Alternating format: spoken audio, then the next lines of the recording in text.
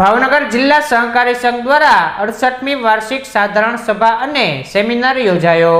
ભાવનગર જિલ્લા સહકારી સંઘ દ્વારા રામવાડી ખાતે 68મી વાર્ષિક સાધારણ સભા અને સેમિનારનું આયોજન કરવામાં આવ્યું હતું। આ કાર્યક્રમ રાજુભાઈ રાણાની અધ્યક્ષતાએ યોજાયો હતો, જેમાં ઉદ્ઘાટન દિગ્વિજયસિંહ ગોહિલ, મહેન્દ્રભાઈ પનોત, મેયર ઉષાબેન તલરેજા, સ્ટેન્ડિંગ ચેરમેન કિશનભાઈ મહેતા, મેહુલભાઈ લવટુકા, ભાવનાબેન જાડેજા સહિતના મહાનુભાવોની ઉપસ્થિતિમાં દીપ પ્રાગટ્ય કરી કાર્યક્રમનો પ્રારંભ કરવામાં આવ્યો હતો। બાદ વાર્ષિક અહેવાલ રજૂ કરાયો હતો। ઉપરાંત સેમિનારમાં ઉપસ્થિત મહાનુભાવોએ સહકારી મંડળીઓની ઉન્નતિ અને આર્થિક સમૃદ્ધિ અને આત્મનિર્ભર ભારત સાકાર કરવા માટેનું માર્ગદર્શન આપવામાં આવ્યું હતું।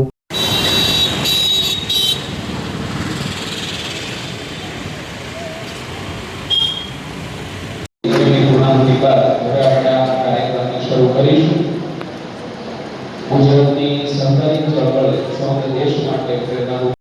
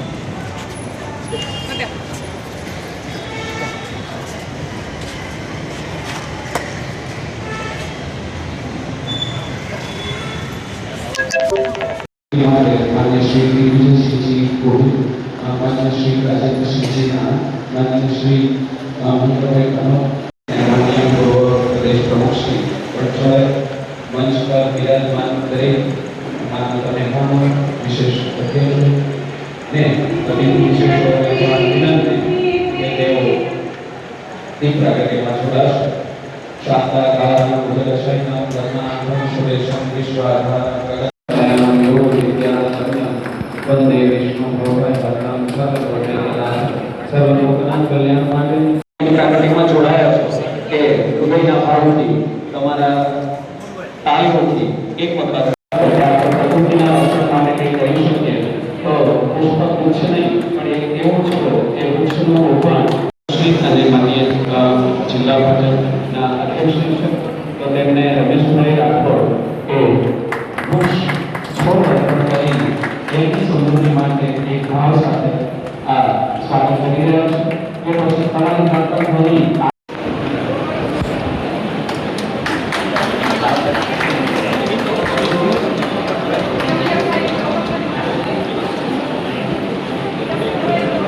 સરસ વ્યવસ્થા અને વૃક્ષ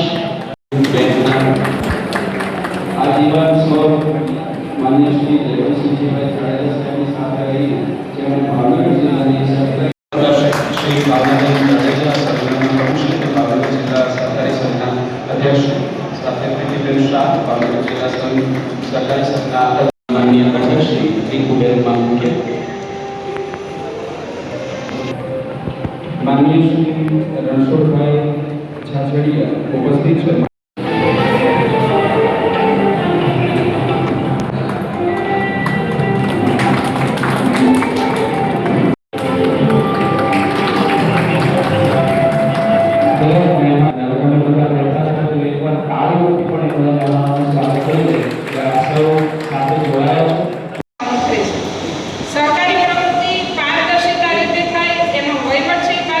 વર્ષોથી ટકી રહી છે અને હવે સરકારશ્રી અને આપણે સહકારી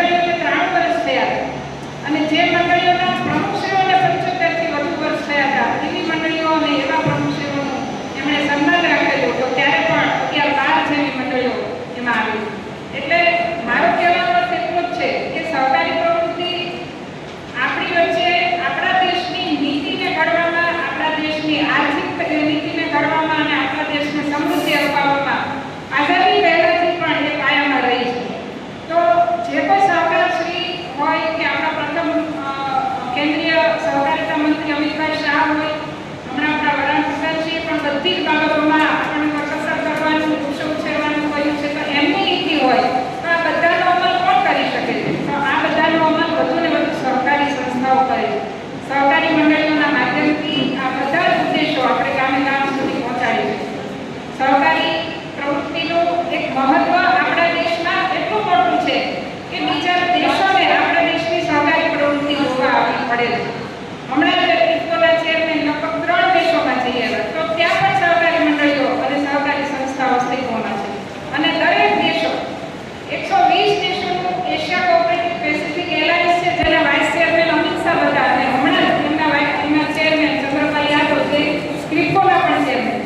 તો કહેવાનો અર્થ એટલો છે કે આપણી સહકારી પ્રવૃત્તિ છે એ એશિયામાં અને દુનિયામાં પણ એક મોડેલરૂપ બની રહી છે.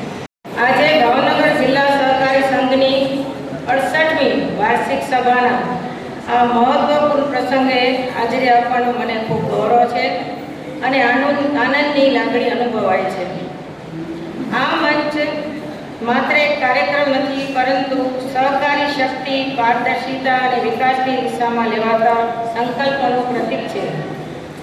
હું ભાવનગર જિલ્લાના સહકારી સંઘના તમામ સભ્યો અને આયોજકોને આ સુંદર આયોજન માટે ખૂબ અભિનંદન પાઠવું છું. અસ્તુ ભારત માતા કી જય. આ કાર્યક્રમમાં મંચ ઉપર બિરાજમાન સૌ આગેવાનો, પદાધિકારીઓ, આપ સૌ વડીલો, ભાઈઓ અને બહેનો, સહકારી ક્ષેત્ર અને સહકારી કામગીરીનું સ્વરૂપ 21મી સદીમાં બદલાઈ ગયું છે. આપણી ભાવનગરના સંઘની શરૂઆત આઝાદી મળ્યાના 10મા વર્ષે 47માં આઝાદી મળી, કદાચ 57-58 ની અંદર આ સંઘની શરૂઆત કરવામાં આવી. ત્યારથી ચાલે છે. 1957 અને 2026 ની વચ્ચે ગંગામાં બહુ પાણી વહી ગયા. પરિસ્થિતિ ખૂબ બદલાણી છે અને આજનો સમય એવો છે કે જે સમયની અંદર મારા માનવા પ્રમાણે, હું કદાચ ખોટો પણ હોઉં, પણ સૌથી અઘરામાં અઘરું કામ હોય ને તો એ સહકારી મંડળીઓ ચલાવવાનું છે. પહેલા શું હતું? મન મોટા હતા લગભગ બધાના, આંકડાશ નહોતી. મોટું મન રાખીને ખમી ખાતા હતા, નાના હોય કે મોટા હોય. તમને એક જ દાખલો આપું. હવે તો શહેર તરફ બધી દોડ ચાલુ થઈ ગઈ છે. ગામડા ખાલી થઈ થઈને શહેરમાં ઠલવાય છે અને કારણ બહુ મોટું એ આપવામાં આવે છે કે છોકરાઓને ભણાવવા હાટું શહેરમાં જવું છે, ઓછું છે. બાકી ગામડામાં રહીને હારામારી સ્કૂલમાં અપડાઉન કરીને ભણાવી શકાય. પણ ગામડું સ્થિતિ એવી થઈ ગઈ છે કે હવે શહેર તરફ આવ્યા વગર છૂટકો નથી. ખાલી ભણાવવાની જ વાત નથી. એક સમય હતો જ્યારે સહકારી માળખું નહોતું, સહકારી સિદ્ધાંતો આપણને કહેવામાં નહોતા આવ્યા, સહકારની સિસ્ટમ નહોતી, સહકારના નિયમો નહોતા, સહકારના કાયદા નહોતા. ત્યારે સહકાર નહોતો શું? સહકાર તો ત્યારે હતો પણ નામનો સિક્કો નહોતો કે સહકાર કહેવાય. મારી સંસ્થા બધાએ લોકપ્રિય થઈ ગઈ છે. રાજુભાઈ રાણા, યુવાન મસ્તાઈ, વિજયભાઈના પ્રમુખ જિલ્લાના મંજુભાઈ, ચોથીભાઈના ચેરમેનભાઈ મહેન્દ્રભાઈ, જેએસપી ભાઈ Rameshbhai, Organize the society by